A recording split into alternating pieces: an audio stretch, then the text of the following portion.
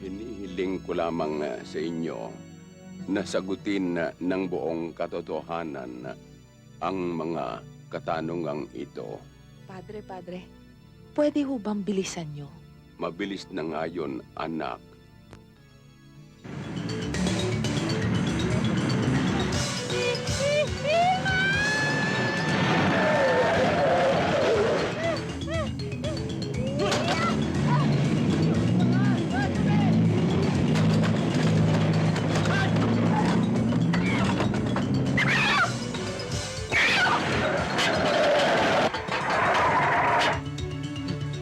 Tanggal ang makina! Kapit natin! Tara! Kasi! Ay, ikaw! Tiraan pa tayo. Walang taxi rito. Saan tayo kukuha niya?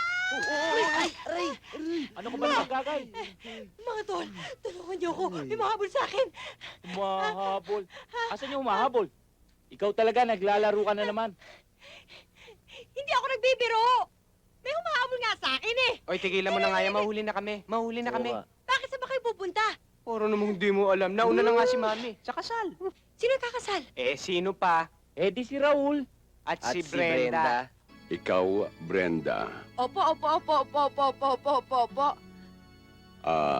Ikaw, Raul. Ikaw ba ay kusang loob na pumarito upang makipag-isang dibdib sa babaeng ito? Raul! Bagay! Uy! Ano ba? Sandali, Raul! Bakit maingay? Ano ba yan? Raul!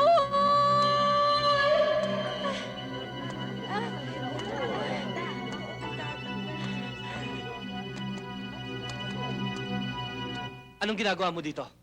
Hindi ka imbitado dito, lumayas ka. Gagay, please. Huwag mo nang guluhin ang buhay namin. Raul, hindi mo naiintindihan. Isang malaking pagkakamali ang lahat ng ito.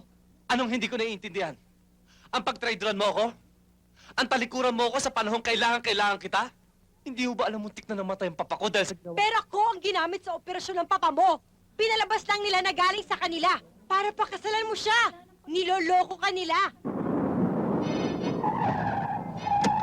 Pinadadakpan nila ako para lang patahimikin. Gusto mo patunayan ko sa'yo? Raul!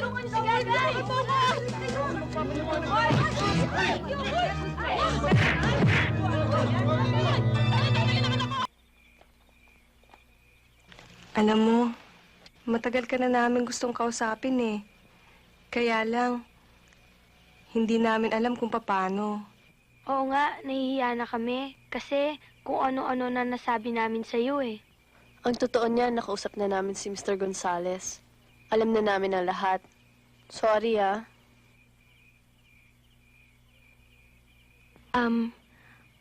Alam namin pinoproblema niyo ang pera. Not for anything else. Alam mo naman ang pamilya namin. Kahit papano, nakaipon din kami kahit konti. Oo nga, may mga bank accounts naman kami eh. Kung pagsasama-samahin natin eh, solve na siguro ang problema. Yon, we will pull in our sources at ilalaban natin sa boxing. Aba! Mahirap yun.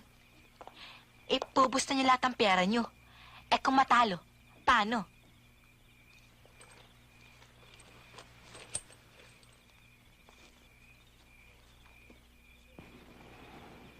Ano yun? Hindi. Ako na makasya. Rocky! Kayang-kaya mo siya! Diba? Si Rocky pa. Tiyak panalo yan. Oo. Walang patalo-talo yan eh. Safe pa ang pera natin, di ba? Siyempre. Hindi, Rocky. Hindi naman sa nawawalan ako ng Huwag ka tiwag-tiwala. nang umikse na. Marasado ka na eh. Huwag ka nang humirit. Hindi, Alex. Kuwan eh. Totoo bang balita akong lalaban ka na naman? Kasi, Ibon, Ano ka ba? Lagi ka nalang kumukontra sa desisyon ko ah. hindi naman sa ganon. Mahalaga itong laban na to. Hindi ko pwedeng iwasan. Ayun, hindi mo maiwasan. Pwes, ako ang iiwas sa'yo. Bahala kang magkandara pa dyan sa ambisyon mo. Bakit? ikaw ba may narinig sa akin tungkol sa trabaho mo? Gusto mo bang iwanan ko to at gumawa ko masama? Aba, wala naman akong ginagawang masama. At ako? Masama bang magboxing? Kaya ingatan mo pagsasalita mo. Baka mamaya, ikaw madapa. Bahala ka sa buhay mo.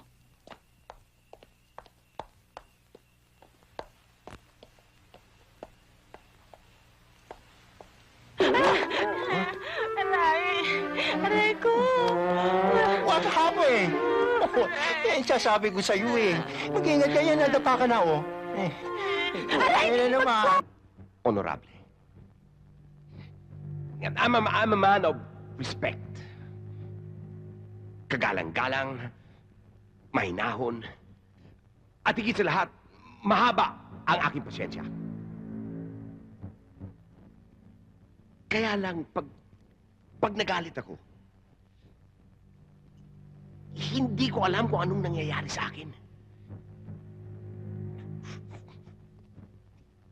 Kaya, sabihin mo na kung saan mo itinago ang bote ng alak. Dahil konting-konting pasensya na lang ang natitira sa aking katawan. Wala akong alam dyan. Kaya nakikiusap ako sa'yo. Please, sabihin mo na. Kapag naubos ang pasensya ko, nasisira ang ulo ko eh. Nawawala ako sa aking sarili. Ay talaga namang wala kaming alam eh. Ayaw mo pang magsalita? Bambino! Umpisahan na! Ayaw niyo magsalita.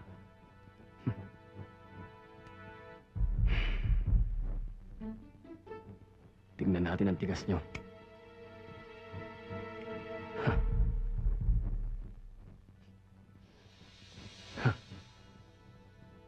Romeo, anong gagawin mo? Mamamatay na tayo dito. Ay, anong magagawa ko eh? Nakagapos din naman ako eh. Oh.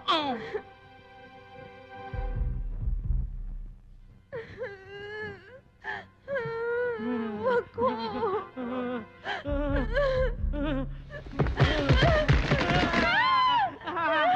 Sa'yo ko binigay ang bote ng alak. Baka alam mo naman kung saan mo iniwan. Ibigay mo na. Ay, hindi ko talaga maalala kung saan ko naiwan eh.